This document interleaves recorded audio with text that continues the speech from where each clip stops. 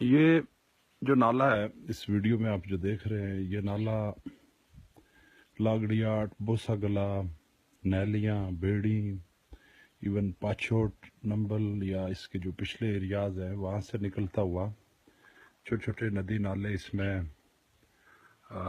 ملتے ہیں. اور یہ آپ دیکھیں کہ بالکل خشک، بالکل ایسے آپ اسے دیکھ سکتے ہیں کہ اس میں ایون گرین جو ہیں وہ گھاس کے بھی کچھ نشانات موجود ہیں، اور یہ بالکل خشک ہو گیا ہے. تو یہ میں بوگڑا کے مقام سے جو گزرتا ہے، کھڈ کہتے ہیں ہم اسے، مطلب یہ جو ڈھاکہ اور بوگڑے کے درمیان میں نیچے جو جگہ ہے کھڈ. تو اس کے لیے یہ تھا کہ یہ آج سے کوئی 20 سال پہلے اس میں سے گزرنا مشکل ہوتا تھا. پانی کا اتنا وافر اس میں مقدار ہوتی تھی، بلکہ مجھے یاد پڑ رہا ہے کہ ہم نے اپنے بچپن میں تیراکی جو ہے وہ اسی نالے کے مختلف جو تالاب بنے ہوتے تھے.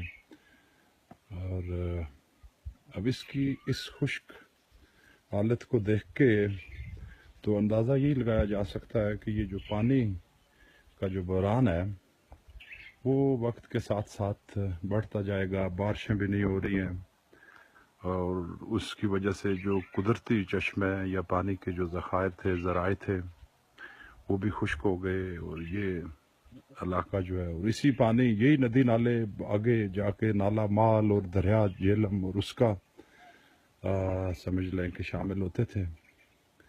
تو یہ بڑی افسوسناک، آج میں کوئی بہت عرصہ کے بعد، کئی سالوں کے بعد میرا یہاں سے گزر ہوا، اور میں نے اس نالے کی ایک ویڈیو کلپ جو ہے وہ بنائی اور دوستوں سے شیئر کی. اور اس میں میسج یہی ہے کہ ایک تو اللہ پاک سے دعائیں کی جائیں. اللہ پاک کی ذات ہی ہے کہ وہ پانی کی اس شدید قلت کو دور کرے. بارشیں ہوں، جنگلات کی کٹائی روکی جائے، درخت لگائے جائیں، اور پانی کا استعمال کم سے کم کیا جائے. جو بھی اویلیبل کچھ ہیں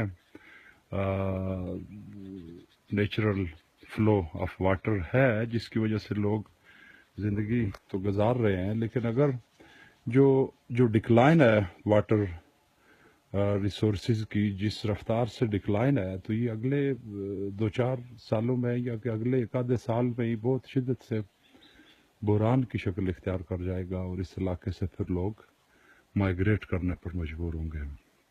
یا اس کی دوسری صورت یہ ہو سکتی ہے کہ دریا کی طرف سے یا کہ کوئی جو بڑے پانی کا جو کوئی ذخیرہ ہو اسے اپ لفٹ کیا جائے سینٹرل ٹائیں، کہ کسی مقام پہ جکا گلا یا اس طرح کی کسی جگہ تک لایا جائے، پھر وہاں سے ٹائیں کو پانی سپلائی کیا جا سکتا ہے. ناممکن تو نہیں ہے، لیکن اپیرنٹلی ایک ڈیفیکلٹ سینیریو جو ہے وہ مجھے نظر آیا. بہت شکریہ.